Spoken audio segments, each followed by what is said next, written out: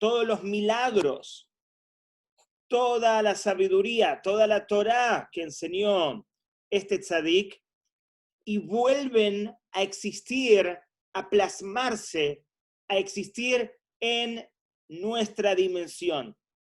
Lo interesante, hay muchas historias y hoy voy a compartir algunas historias de mucha inspiración por parte de las vivencias y las experiencias de gente, de personas con el Rebbe de Lubavitch. Pero imagínense una historia, una bendición que haya transformado una vida. Una mujer, como hay miles que llegaron donde el Rebbe y por alguna razón no podían quedar embarazadas y con la bendición del Rebbe quedaron embarazadas. Imagínense ese cambio trascendental en la vida de esa persona. Para esa persona su universo fue transformado por completo. Pero imagínense ahora si pudiéramos dilucidar o podríamos entender que todas esas bendiciones, todas esas energías, toda esa Torá, toda esa sabiduría, llegue en un conjunto en este día. Este día realmente es muy poderoso. En este día hay 92 años de una vida llena de inspiración, llena de aprendizajes, llena de milagros. El Rebbe fue y espiritualmente todavía es un canal de bendición divina. Y nosotros tenemos la oportunidad de sintonizarnos a esa energía, a esa sintonía. Y si lo hacemos, podemos recibir la bendición por parte de Hashem a través de ese canal que es, en este caso, el Rebbe de Lubavitch, su Neshama, y él como un tzadik, beneficiarnos espiritualmente hablando. Y este concepto no solamente lo hemos analizado mencionando al Rebbe, también si analizamos este concepto con Lag BaOmer. ¿Qué es Lag BaOmer? Es el día que Rabbi Shimon Bar Yochai dijo que iba a ser el día de su fallecimiento y que en ese día la gente debía estar contenta, la gente debía estar alegre, porque en ese día uno puede sincronizarse con la vida de Rabbi Shimon Bar Yochai, con todas sus energías, con todas sus bendiciones, con todos los milagros. ¿Y qué ocurre en Lag BaOmer? En Mirón, a pocos kilómetros de Tzfat, en el norte de Israel, se juntan todos los años más de 1 millón de personas, porque quieren conectarse, sintonizarse, sincronizar con esa energía espiritual tan especial. Y para nosotros también hoy, Gimel Tammuz, es un día donde podemos derivar mucho beneficio espiritual. Rita me hace la pregunta, ¿es verdad? Se prende una vela exactamente en cada Yortzeit. Se prende una vela que representa el alma del tzadik que sigue en constante relación con sus alumnos y con su generación y nos sigue inspirando con sus enseñanzas y con su Torah. Quiero contarles un poquito cuál fue la visión del Rebbe de Lubavitch y por qué personalmente a mí me convenció de que esa también debe ser la visión de mi propia vida.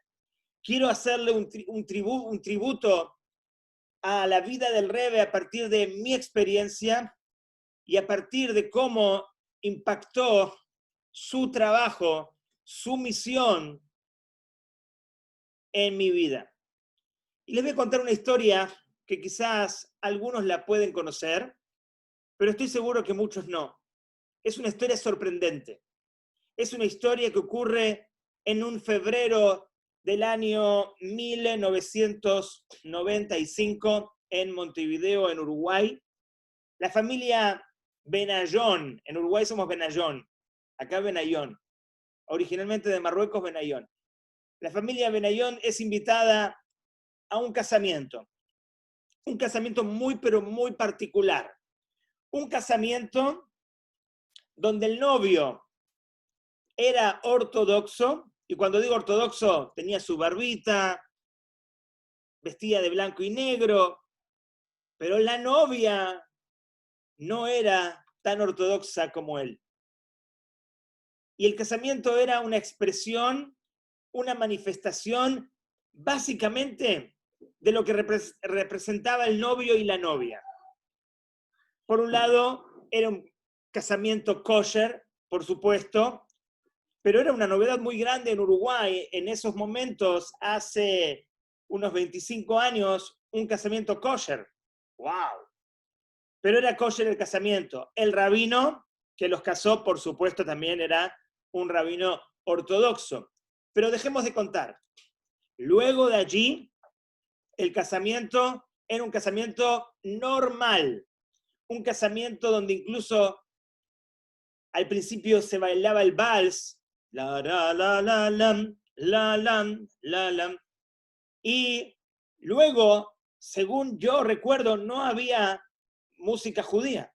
Las horas características y tradicionales en cualquier boda judía no estaban. Y yo fui invitado por la familia de la novia, o sea, la parte no ortodoxa de este casamiento, y yo y mi familia no éramos religiosos. Mi hermano sí. Mi hermano ya había comenzado su proceso de teshuvá, pero yo no quería saber de nada. Después, si ustedes quieren, les mando una foto de cómo me veía yo a los 15 años, con mi arito, con mi pelo un poquito largo. Estaba muy guapo, pero no importa. El punto es que yo no era religioso. Se ríe Denise. Bueno, el punto es que yo no era para nada religioso y estábamos invitados por lado de la novia, o sea, la dimensión no religiosa del casamiento. Y de repente yo estoy sentado en mi mesa comiendo, diciendo, oh, la comida que ayer también es rica, la verdad. Qué interesante. Y veo que el rabino Eliezer Shem Tov, el rabino, el Sheliach del Rebbe en Uruguay, que había llegado alrededor del año 80 al Uruguay para cumplir su misión de ser rabino de Lubavitch allá, veo que justamente atrás mío, en mis espaldas, escucho que él está hablando con el DJ. Y presto atención, abro mi oído. ¿Qué está hablando este? Y el rabino le está diciendo al DJ, mire, traje del carro, ¿se acuerdan los cassettes, los tapes de música? Muy bien. Trae un tape y le dice, ¿puede poner este cassette? ¿Puede poner este tape? Y por 15 minutos, los religiosos, mire, somos como 15, 20 personas aquí, hay 400 personas, pero somos los religiosos, queremos bailar con el novio. Mire al novio, el novio es el protagonista fundamental de esta boda y el novio no puede bailar. ¿Por qué? Porque el novio es ortodoxo. El novio se había conocido en la Universidad de Arquitectura en Montevideo con la novia y Baruch Hashem decidieron casarse, pero el novio es ortodoxo y no está bailando en su propia boda. Imagínense cómo se sentía el novio en esa escenografía. Quería que la boda ya se termine. Y el rabino, en lugar de decir, bueno, yo ya cumplí, yo ya hice la boda, ya casé a esta pareja, me voy de aquí, nada que ver. El rabino quería ir más allá. Fue a su carro, buscó el tape, buscó el cassette, trajo el cassette y le dijo al DJ, por favor, pónganos 15, 20 minutos esta música. Nos vamos al salón donde se sirvió el copetín. En Uruguay el copetín son las picadas del principio que se comen de parado. Y estas se habían servido en un salón muy pequeño y después entraron al salón general. El rabino pidió que por favor se ponga la música 15, 20 minutos, que nos dejen bailar con el novio en el salón de al lado.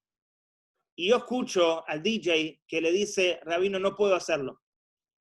Hay un timing, hay un tiempo que está dispuesto por la familia de la novia, y no entra lo que usted está pidiendo, me desordena, me complica toda la situación. Y yo para mis adentros, en ese momento dije, qué pesado los religiosos, cómo quieren desarmar una estructura, la estamos pasando bien, está todo excelente, ¿qué quiere este rabino ahora? Eso fue lo que yo dije en ese momento. Pero el rabino no escuchó mis pensamientos y él insistió. Y él le dijo al DJ, son solamente 15, 20 minutos, denos la oportunidad de poner esta música, pero más que música, esta sintonía espiritual. Y el DJ aceptó. Y de repente, la música de ese cassette comienza. Era una música, una melodía, una canción que hasta ahora recuerdo, y no solamente recuerdo esa música, esa canción, ese ritmo, esa frecuencia sigue retumbando en mi alma. Y empieza la música, y era tan especial la música, pero más especial era lo que se estaba viviendo en ese pequeño salón, que las 400 personas que eran parte del casamiento, los 400 que no éramos religiosos, nos trepábamos, porque había poco espacio para ver lo que estaba ocurriendo allí. Era como ver un espectáculo que uno no estaba acostumbrado a ver hasta ese momento. Era un bailar con un dinamismo, con una alegría, trascendiendo los límites del cerebro, de las emociones, era real. Yo en ese momento vi fuego, vi una alegría que no conocía hasta ese momento. Para mí vivir la vida era vivir a partir de muchas estructuras y muchas limitantes en lo cognitivo, en lo emocional, medir cada movimiento, y de repente veo que los rabinos y los religiosos bailan con un cariño y con un desenfreno tan especial y tan auténtico, que era no pensar en ellos, sino pensar en el novio que se estaba casando. Y si les habían dado solamente 15 o 20 minutos para alegrar el novio, tenían que poner toda la carne en el asador y tenían que entregarse para cumplir con esa misión. Y yo lo veía y no lo podía comprender. Yo lo veía y veía realmente algo impactante, una alegría sincera, auténtica. La palabra más cercana para transmitir lo que yo sentí en ese momento fue un despertar espiritual. Y me dije en ese momento, yo necesito saber qué es lo que hace esta gente, qué come, qué estudia, qué conversa, cuáles son sus rituales, porque esto que hoy están expresando tan auténtico, yo quiero que también sea parte de mi vida.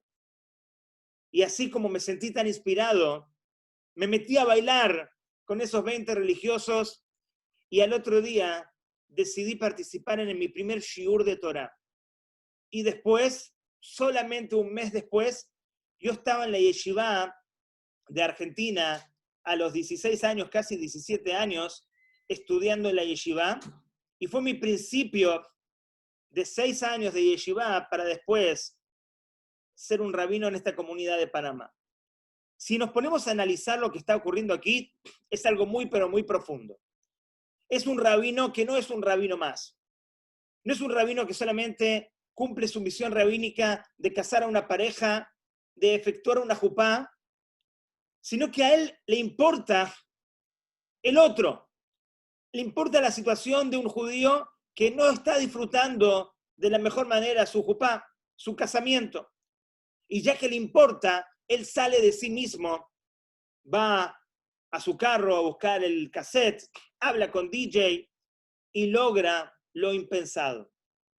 El rabino está pensando en el judío que es receptor de la mitzvah, del cariño, de la empatía. Pero el rabino no se está dando cuenta que al conectarse positivamente con esta actitud de bondad, una actitud empática, una actitud que sale de nosotros mismos, es salir de nuestra zona de confort para llegar al otro. ¿Qué provocó? Que yo me hiciera religioso, que yo encontrara en la Torá y en las mitzvot una vida que me inspira mucho. Y fueron solamente 15 minutos. Imagínense que ese rabino no hubiera tomado esa decisión porque hubiera dicho, la verdad, qué pesado estar poniéndome en problemas, la gente va a hablar mal de mí, quizás esto no resulta. Él no puso ningún tipo de impedimento cognitivo ni emocional. Él dijo, vamos a lograrlo.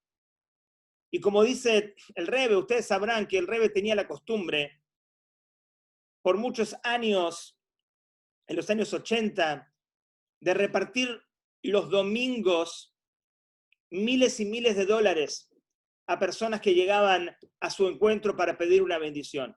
Y el Rebbe entregaba a la persona que llegaba, dándole una bendición, $1. Y mucha gente no entendía, o mucha gente que hoy ve estos videos, cuando el Rebbe entrega los $, no entienden qué está pasando aquí. Un Rebbe, una persona tan sabia, tan espiritual, cuando llega un judío o llega cualquier ser humano, porque llegaban muchas personas que también no eran judíos, y el Rebbe, en vez de darle espiritualidad a esa persona, lo que le daba era $1, el símbolo del materialismo. Es una pregunta que mucha gente tiene. Cuando hay una pregunta muy fuerte, cuando hay una pregunta profunda, una pregunta que nos molesta, es porque hay una respuesta mucho más profunda, porque hay una respuesta mucho más esencial. La respuesta es diametral y proporcional a la pregunta. Y el Rebbe decía, cuando le preguntaron sobre este concepto, ¿por qué entregar $? El Rebbe entregaba $1 para que esa persona que lo recibía lo entregue posteriormente y consecuentemente en Tzedaká. Porque el Rebbe decía, y este es el concepto fundamental que quiero transmitir aquí, en la primera sección de este tributo personal al Rebbe.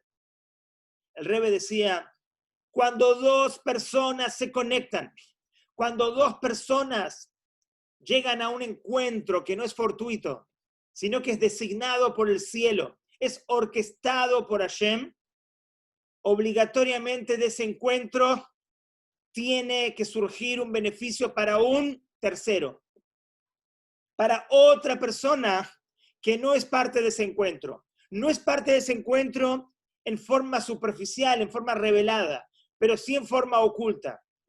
Cuando nos juntamos con una persona, tiene que salir de ese encuentro una buena decisión para beneficiar a un tercero.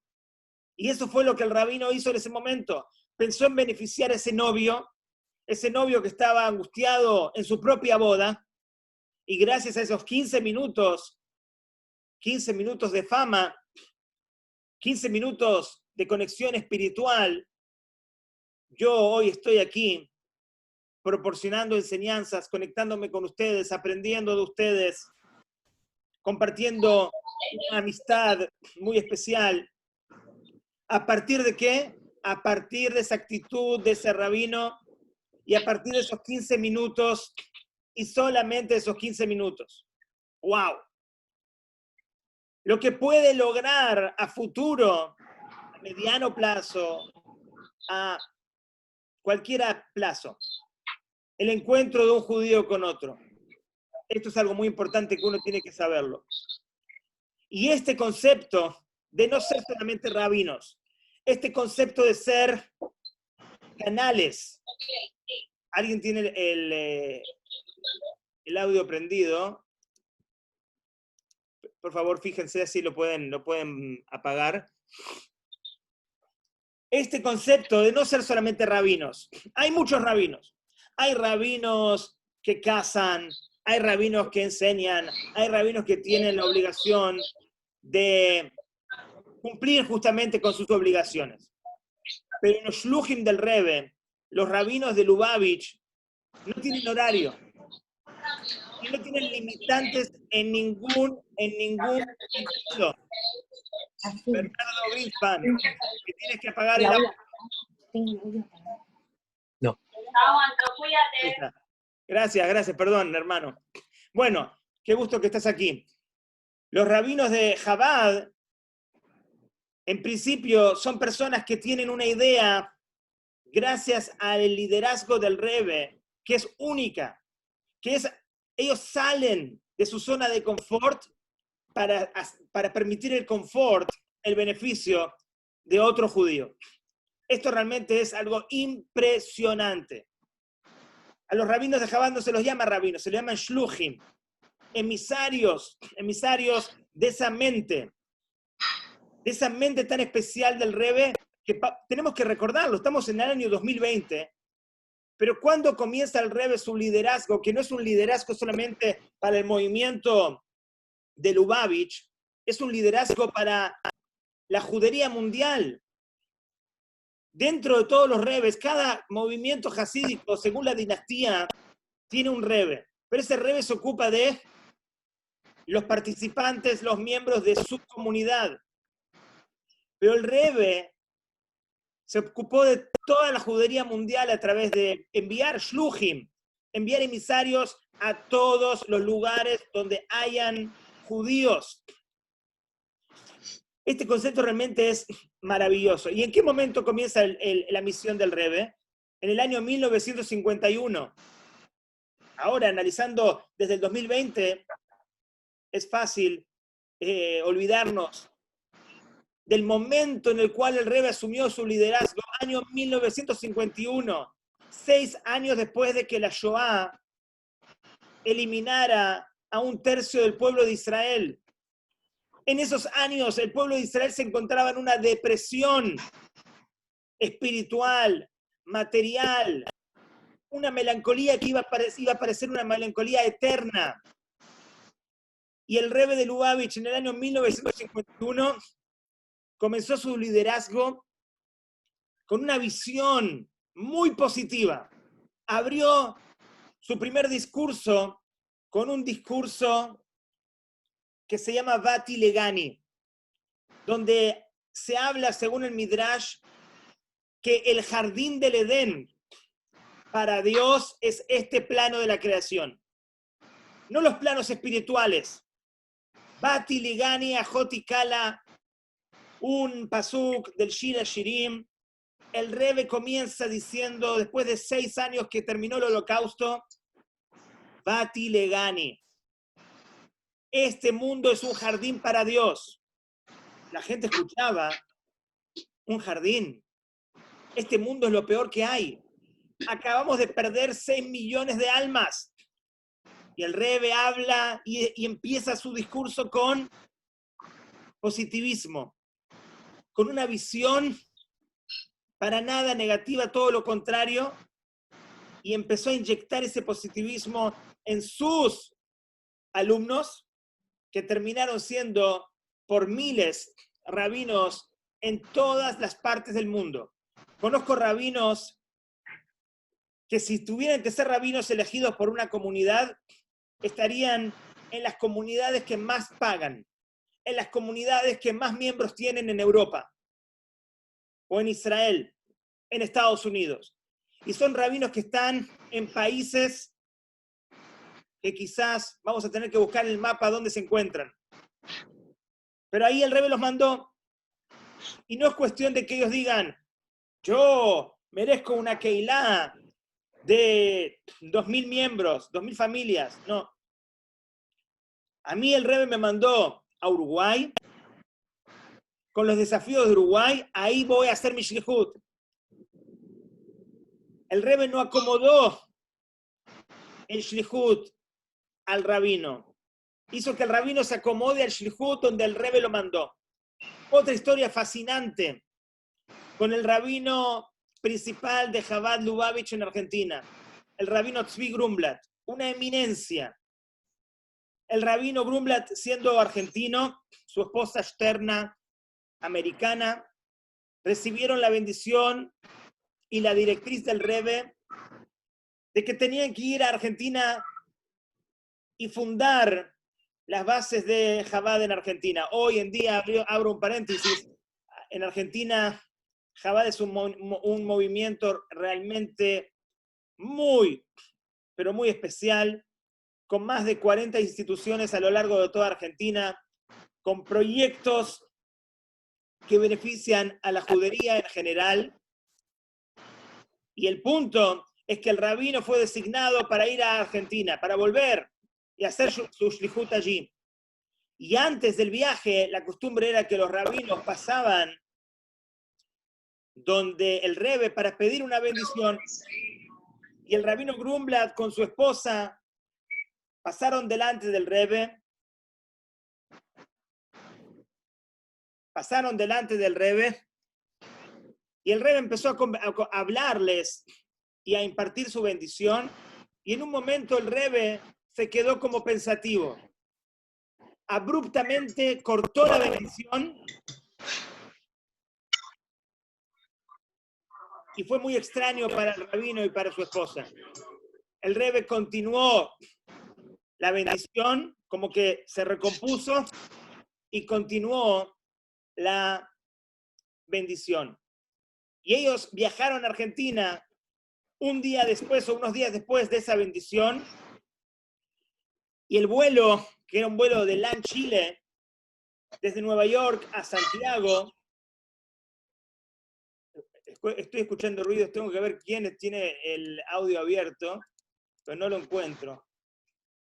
Bueno, el Rebbe, acá encontré a alguien, lo voy a silenciar. El Rebbe dio la bendición, pero en el momento de la bendición quedó pensativo. Para los rabinos fue algo muy extraño. Viajaron desde Nueva York hasta Santiago de Chile, y en Santiago de Chile hicieron un stop de unas horas. De repente escuchan el rabino Grunblatt y su esposa, señor Grunblatt y esposa, acercarse al counter de LAN Chile. Le informan al rabino que ellos no van a poder viajar en el próximo avión. La mujer se pone un poco nerviosa, no entiende lo que está pasando. El rabino la tranquiliza diciéndole que en estos pagos, en estos lares, en Sudamérica, esto es muy común, que a veces viene una persona que necesita tomar el vuelo y paga varios miles de dólares y tienen que sacar algunas personas del vuelo. Y seguramente eso fue lo que ocurrió. Y lo sacaron a ellos. Increíblemente, cuando están sentados, sabiendo que tienen que esperar muchas horas más para el próximo vuelo, escuchan una explosión. El avión que había salido de LAN Chile, donde ellos tenían que viajar, había tenido un desperfecto técnico y al empezar el vuelo sufrió un accidente. Y el rabino Grunblatt y su esposa se salvaron milagrosamente de ese accidente. En ese momento, y ante el estruendo y el ruido y el tumulto, el rabino y la esposa se miraron y sin mencionar una palabra se dijeron mucho. Dijeron, ahora entendemos por qué el Rebbe interrumpió su bendición y por qué el Rebbe quedó pensativo y luego terminó de dar la bendición. El rabino llegó, después de que se recompuso la situación, a Buenos Aires y le mandó una carta al Rebbe y le comentó lo que había ocurrido. Y el Rebbe respondió con una frase en Yiddish que dice algo así: No hasreifo vetkumen ashirus. Después de un incendio, dice el adagio hasídico, el adagio ashkenazí, luego de un incendio o luego de fuego, viene la riqueza. Increíblemente, ya que las maletas del rabino Grunblatt y de su esposa permanecían en ese avión que sufrió el accidente, gracias al seguro recibieron mucho dinero. Y ese dinero fue el dinero con el cual el rabino compró el primer Beit Chabad. el primer Chabad House de Buenos Aires. Realmente una historia impresionante del Ruach HaKodesh, de la visión profética del Rebbe, esa visión profética que se veía y se manifestaba de muchas maneras. Pero ayer tuvimos un Fabrengen muy inspirador con un compañero mío de la Yeshiva, y él recalcaba que milagros del Rebbe hay muchísimos, y son realmente muy inspiradores, y con cada persona que yo me encontraba en un país diferente, si era Chile, si era Argentina, si era Uruguay, si era Panamá, si era Israel, en donde me tocaba estar, alguien me decía, ¿tú eres Lubavitch? Creo que sí. Te voy a contar una historia con tu Rebbe. Así me ocurrió viajando a Israel para el casamiento de Uriel Tawil, que ustedes también lo conocen porque estuvo trabajando con nosotros aquí en Panamá. Y me senté, estaba muy cansado, me senté en mi asiento en el avión y una persona me dice, tocándome el hombro, ¿tú eres Lubavitch? Le digo, sí. Te voy a contar una historia. Me cuenta una historia con el Rebbe. Estaba un poco cansado, terminó la historia y había espacio en otro asiento más adelante. Y me senté ahí, me tocan otro del hombro, me dice, ¿tú eres Lubavitch? Digo, sí, te voy a contar una historia con el Rebbe. Y así realmente uno recibió muchísimas historias y muchísima inspiración. Pero ayer el rabino decía que la idea no es solamente hablar del Rebbe como una persona iluminada en la cual se percibió, se experimentó muchísimos milagros y tenía un nivel y un calibre emocional y espiritual único. Una visión profética, como cuando dijo que de la guerra del Golfo no va a morir ninguna persona y vamos a cambiar las máscaras de gas por las máscaras de Purim. Y la guerra del Golfo no murió a pesar de que cayeron 39 misiles, solamente murió una persona y no fue por la guerra, sino fue por un ataque cardíaco relacionado con la guerra, pero no por los misiles de alguna manera. Y cambiamos las máscaras de gas por las máscaras de Purim, porque terminó la guerra en Purim. Estas profecías tan claras, esta visión tan profunda, es muy elevada. Pero la pregunta es, ¿en qué nos cambia a nosotros? Hablar del Rebbe es muy bonito, muy inspirador, pero ¿cómo podemos lograr que nosotros mismos podamos revelar esa conexión espiritual con Hashem y cambiar nuestra vida y empezar a ver los milagros en nuestra propia vida? No hablar de los milagros del Rebbe. El Rebbe en un discurso muy famoso dijo, yo ya hice todo lo que tenía que hacer para traer el Mashiach. Ahora le toca a ustedes. Empiecen a hablar de milagros en ustedes. Empiecen a conectarse con su alma y no tanto con el cuerpo. No con lo limitado y con lo ilimitado de vuestro ser. Pero les voy a contar otra historia que me fascina también sobre el Rebbe. Y esta historia se remonta al Holocausto. Comienza justamente con una pareja que tenía dos hijas,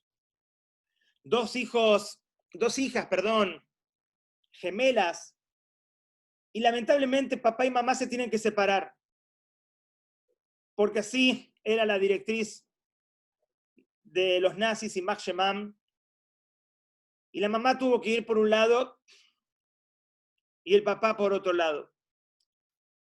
La mamá tenía a su hija, que era un bebé recién nacido básicamente, que tenía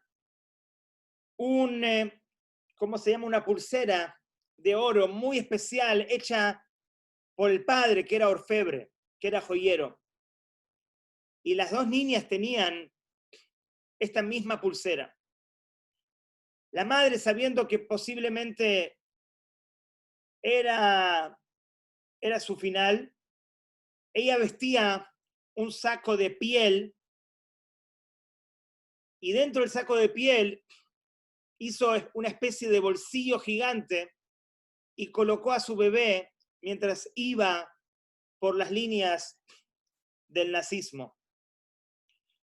Y había en ese camino hacia el final de la vida física de la persona, habían unas enfermeras o unas policías nazis que iban despojando a cada mujer de sus pertenencias.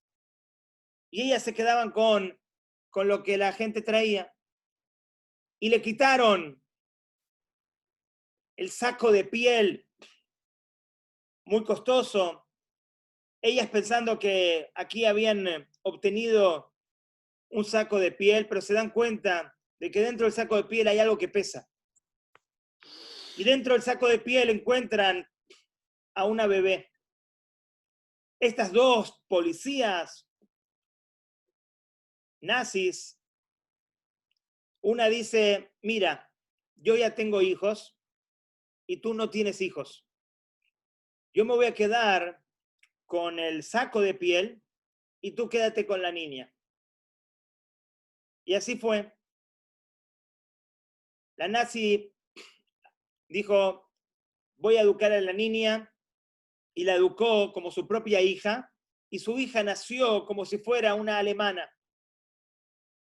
Y cuando pasaron 20 años, la madre, y ante la vergüenza que muchos nazis sintieron por lo que habían hecho, y esa culpabilidad tan grande, la mujer le dijo a su hija que ella no era su hija, le contó toda la historia y le dio la pulsera que la niña tenía cuando ella la había obtenido.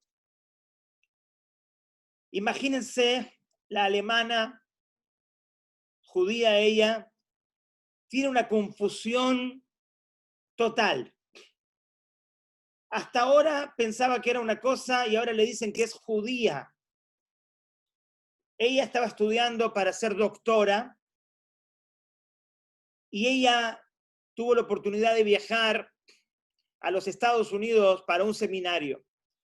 Y mientras estaba haciendo sus viajes dentro de Estados Unidos, en Nueva York específicamente, está sentada en el subterráneo, en el subway, y ve a unos Lubavitchers, a unos rabinos jóvenes, se acerca a ellos y le cuenta en su inglés alemán que ella, según esta historia, es judía.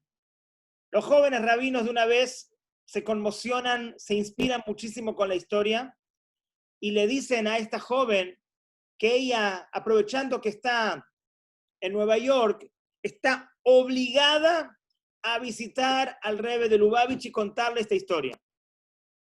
Y así fue.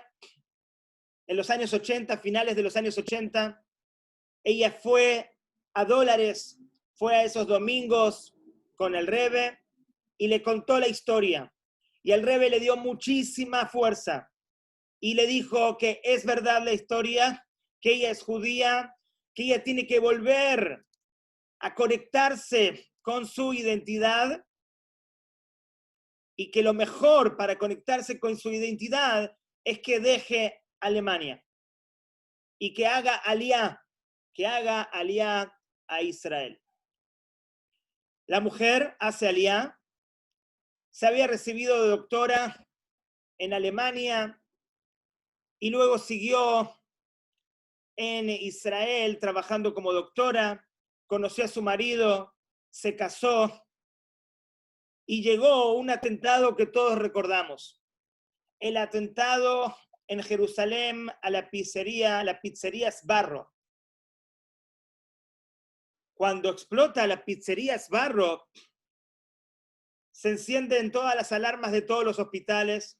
Todos los hospitales en Jerusalén saben que van a empezar a recibir gente herida, gente que hay que operar, gente que hay que tratar de una manera inmediata. Y mientras ella está entrando al hospital donde ella trabajaba, entraba un señor que estaba por fuera de la pizzería con una niña pequeña. El señor estaba con apenas algunas heridas, pero la niña había que tratarla más profundamente. Y ella recibió a esa niña para atenderla. Cuando llega a atenderla y termina de salvarla, de curar las heridas, de hacer las cirugías que había que hacer. Sale la doctora, le informa al abuelo que está todo bien, que la niña se va a recuperar, y le informa todo lo que se le hizo, pero le pregunta en ese momento algo muy personal. Y le dice al abuelo, dígame una cosa, la niña tiene una pulsera muy, muy especial, muy particular. Una pulsera que yo tenía exactamente la misma pulsera durante toda mi vida, y le cuenta la historia la doctora a este señor, a este abuelo, y le cuenta sobre esa pulsera. El abuelo se pone a llorar, como quiero llorar yo en este momento. Y el abuelo le dice que él es el abuelo de esa niña, pero ella es el padre de la enfermera. El padre que había hecho siendo orfebre esas dos pulseras, y una había puesto en una de sus hijas, la hija que terminó yendo con la madre, que la madre terminó muriendo en las cámaras de gas. Pero gracias a esa pulsera que le dio la alemana, diciéndole que esa era la pulsera que había encontrado en ella cuando la había adquirido, esa era la pulsera especial que había hecho ese orfebre, que era el padre. Y era el abuelo de esta nieta, que era la hija de la otra hija, que también sobrevivió el holocausto. Este concepto, estamos hablando de una historia no del Baal Shem Tov hace 300 años, estamos hablando de una historia de hace 25 años, con nombres, con apellidos, con fechas. El Ruach HaKodesh, la capacidad de visión del Rebbe que trascendía lo material y que le podía decir en 5 minutos a una persona dónde tiene que vivir para poder encontrarse no solamente con su judaísmo y con su identidad, para poder encontrar también a su padre, ese padre del cual se había separado de él durante 50 años.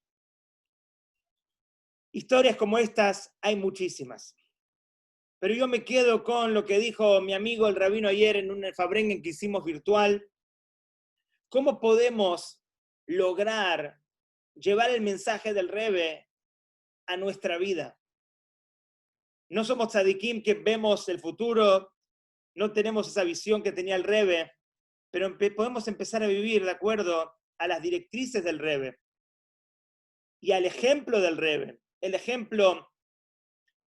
Rebbe siempre se denomina un gran líder, pero el Rebbe decía, lo importante no es ser un gran líder, lo importante es crear líderes. Lo importante es encender el alma de una persona y que esa persona ilumine a otros y hacer una cadena ininterrumpible de bondad, de luz, de mitzvot, de buenas acciones. El ejemplo del Rebbe es único y nosotros tenemos que aprovecharlo. Tenemos que saber de su historia. Yo le digo a la gente, lean solamente la biografía.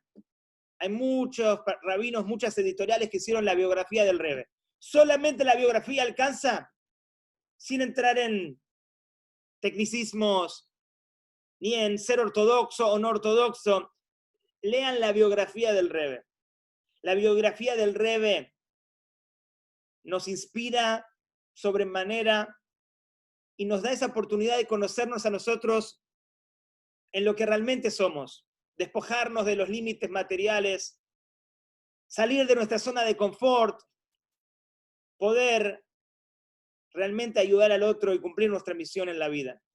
La visión del Rebbe de mandar rabinos a todo el mundo y, como dije al principio, hacer renacer y revivir una judería que fue diezmada, y no solamente físicamente, sino espiritualmente también, y que hoy podamos estar orgullosos en Panamá, en Uruguay, en Argentina, en el Congo,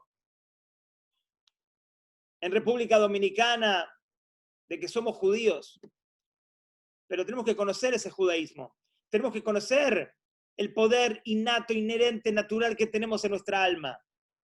Esa es la función de un tzadik. Esa es la función de un rebe.